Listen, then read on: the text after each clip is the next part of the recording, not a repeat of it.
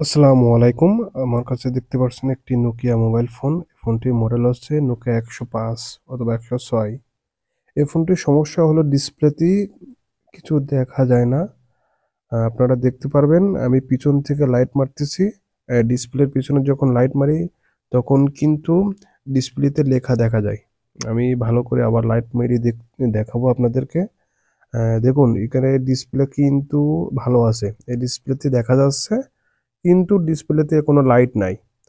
এটা আজকে আমরা সমাধান করব। আমাদের ডিসপ্লে চেঞ্জ করা লাগবে না। আমরা ডিসপ্লেটা খুলে নিলাম এবং খোলার পর এখানে হয়তো কোনো সমস্যা হয়েছে। আপনারা দেখতে পাচ্ছেন এখানে একটি লাইন মিসিং হয়ে গেছে। এখানে একটি লাইন মিসিং হয়ে গেছে, সেই কারণে আমাদের ডিসপ্লেতে কিছু দেখা যাচ্ছে না। আমাদের অলরেডি জাম্পার করে নিয়েছি, আমরা অলরেডি জাম্পার এখানে করে নিয়েছি।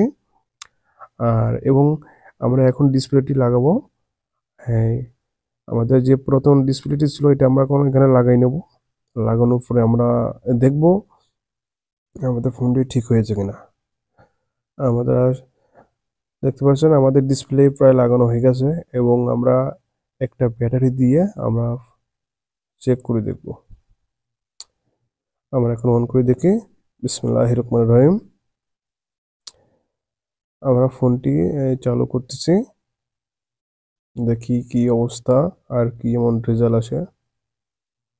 আলহামদুলিল্লাহ, দেখতে পাচ্ছেন আমাদের যে সমস্যাটি হয়েছিল সেটার সমাধান হয়ে গেছে।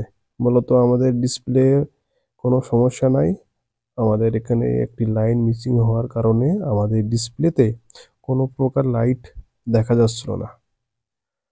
আর আমাদের কাজটি সম্পূর্ণ হয়ে গেছে। আর যদি ভালো লাগে অবশ্যই জানাবেন।